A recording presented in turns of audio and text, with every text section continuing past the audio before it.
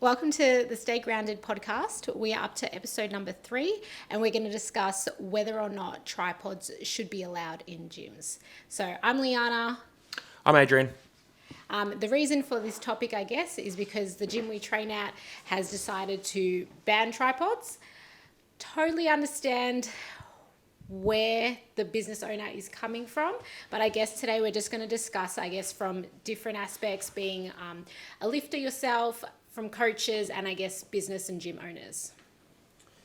Yeah, so the gym in question is obviously Doherty's. That's where we do most of our training. And recently, Tony's had quite some good success with some gym etiquette stuff, which all of them up until probably this one, except for the grunting one, that was a bit of a stretch as well. That's you. Yeah, it's me. He showed me that before I even and just was having a good laugh about it. So. But yeah, this one is probably the most, I'd say, in this day and age of training, is the most controversial that he's done. Now, look, I completely agree where he's coming from. The annoying thing is that me and Leiana train off peak, so we never really saw how chaotic it really was. And to be honest, we both are very respectful of how we place our tripods, not in anyone's way. If someone's sort of apprehensive to walk past, we just walk past. We don't really care. So, yeah, it's just, from our perspective, it's a little bit of a loss, but at the same time, I wasn't really actively doing a lot of filming with it. Would you say? I was. Yeah, so Liana was, but I was really probably only filming one exercise. Now, obviously they haven't banned filming, so we can still use a human tripod. Yeah. But again, the old school method of just leaning it up against a water bottle. Well, that's what it's going to turn into. It's just going to turn into a land grab of who can invent the most tripod. Yeah. So already there's people sticking foam shoes on top of foam rollers. We're back to drink bottles. We're back to balancing it on top of barbells. Yeah. So again, the hazard is still there. So I don't know if that has been avoided, but yeah, I think it's a weird one. So what's your biggest gripe with it? I guess it's just so annoying for us, as coaches, obviously, a lot of our business is content creation and obviously showing us working out and helping other people. So it's just a bit harder for us to film and make content. So there's that aspect. Other aspect, I guess, is, just checking back our own technique or, to send to our coaches. Same thing applies with our clients. Especially if someone's a power lifter, you need to be recording every single set and sending that to your coach.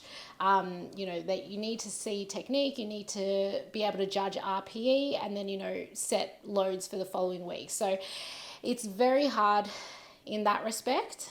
I understand, obviously, it can be a tripping hazard and stuff like that. Peak times, if every single person has a tripod out, maybe they're placing it in other people's ways. I totally understand. But I think he should have just made it during particular hours. So during off peak, I think, you should still be allowed as long as, no one's in the background and, you're not being a dickhead about it. Yeah, I completely agree. So with the powerlifting side of things, it's more, I feel like it's almost creating more of a hazard in its own right. So Liana's completely right. You want to be filming all your stuff, but if you're going for a heavy set, you want that person who could now probably just be filming your set to spot you. Now, this is complete new age lifting stuff. You look at all the powerlifters back before us and, they're never filming. So, there's that argument as well. I guess back in the day, though, there wasn't much online coaching. Now it's a massive thing. This is true, and this is why, I think, most coaches, we're all training off peak. I don't know any coaches who are going and training at 5 p.m. Yeah. So for us, it feels like it's a lot, it's weird for us because, when we go to Doherty's, there's 3 people there. Yeah. So I guess we just need to find our way around it. Yeah, so it's just going to be obviously some bit of adaptation and things like that, and just making sure that we're clear on the guidelines and stuff like that. Look, I completely agree where he's coming from. I think there's a point where it's just crazy. You get a few broccoli-headed cucks coming in and they're just filming absolute crap in the gym, more clout chasing more than actually, assessing their lifts. They don't have a business. They're just uploading it on TikTok. Or maybe that is their business. I don't know. But honestly, it can go really far the other way, which I completely can understand.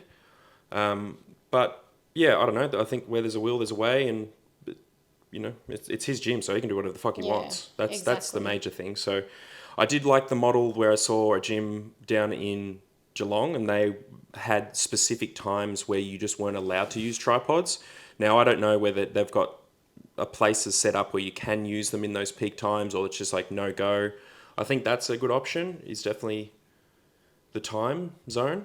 Yeah, I reckon definitely off peak. But then again, it's hard for us as coaches because like, what happens if our people are training Yeah. at peak? So again, it's difficult. But I think like all these things, it'll slowly move on. Do you think it's still just a bit of a clash of old school, new school? Oh, 100%. But yeah, who knows? Let us know your thoughts. Yeah, I'd be interested, obviously, to know everyone's thoughts on the tripod thing. Like I said, I'm on the fence. I don't like it, but I don't really care at the same time. So, yeah, it'd be great to sort of hear what you guys think in the comments, and whether your gyms are going the same way, or are you going to move to make sure that if your gym does this, you're going to move to another gym. So yeah, just obviously a little bit of feedback would be awesome, and we'll see obviously where it goes. Yep. I think that's it. Yeah. Pretty good. Goodbye. Bye.